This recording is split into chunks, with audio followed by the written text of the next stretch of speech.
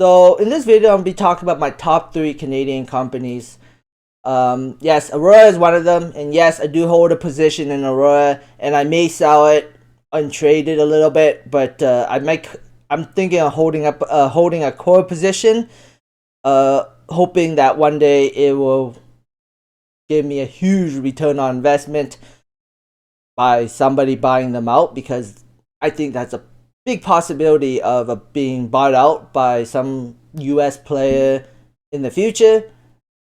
But this is pure speculation on my part, because I just look at Curaleaf, right? They bought out a small Canadian LP for the exposure of shipping internationally. So I don't see why, you know, another company can't come in and acquire Aurora and really become an international player, because Aurora is an international player, believe it or not. They have a facility in Germany. They have EU GMP certified facilities in Canada.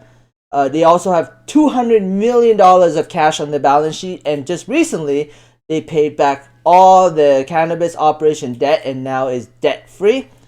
They still have a little bit debt, but that is on the other business, the flower business. And according to the CEO, you know, they should be profitable this year.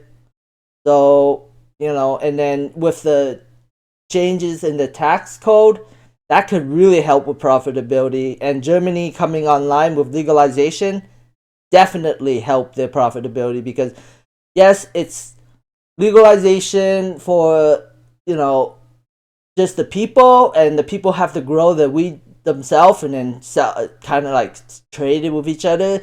But the medical market might grow because people might, it might be easier for doctors to prescribe people weed as a medical benefit, because of legalization in Germany. So it might be that market might grow dramatically, and Aurora could really benefit from that until phase two, which they will definitely benefit from, because at that point they'll be able to sell it to the rec market. So yeah, I think Aurora should have a higher market cap than $266 million US. But I'm biased because I own the stock. And then also they're also in Australia, and according to them, they have the second biggest position in Australia when it comes to selling weed. So, international player, good acquisition target. Tilray is probably a better acquisition target, but Tilray is so much more expensive than Aurora. Tilray is like almost $2 billion market cap, while Aurora is sitting at 266 million. 1/10 of the market cap of Tilray, I think, or 1/8 or something. So they are so much smaller, so much easier to acquire. Just saying, just pointing that out. And then second is Sundial. I do have a position with Sundial. I may sell it and trade it. Just letting you guys know. But I do have a position with Sundial, and I like them because they're debt free. They're striving to become profitable. I mean, last quarter I was a little disappointed. They didn't flip a cash flow positive, but who knows? In the future, they may consistently be cash flow positive with the whole excise tax going away thing, or going to percentage. Who knows? But they are debt free, and they also have $200 million of cash. Plus, they have a foothold into the United States through joint venture or something like that. So, Sunstream joint venture. So they could be, a good player if US legalizes. High Tide. Well, High Tide's profitable. I mean, they're cash flow positive.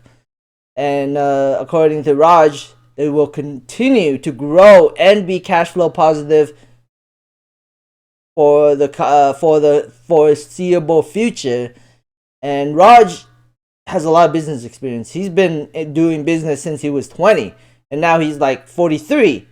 So he's had like 20 years of doing business, and he made a successful company. And I believe that he's at the point where High Tide will only grow as a business without diluting shareholders, unless they acquire a company, which, that's the best way for them to grow faster.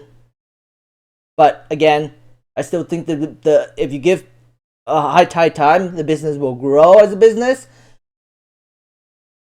The company might not pump in stock price as much as the LPs, because for some reason, the market doesn't like to pump retail. They only want to pump licensed producers. It is what it is. But if High Tide ever gets into Germany or gets into the United States, I think they will have a huge pump in price to the upside. It could be $5, $6, maybe even $10. But I also believe that if Aurora and Sundial keep going higher and higher and higher, I think High Tide stock will get pushed with the rest of the cannabis stocks. Again, that is my opinion, and again, it may not happen, but we'll see. Only time will tell. Anyways, thanks for watching. Subscribe for future updates, and have a great day. Bye.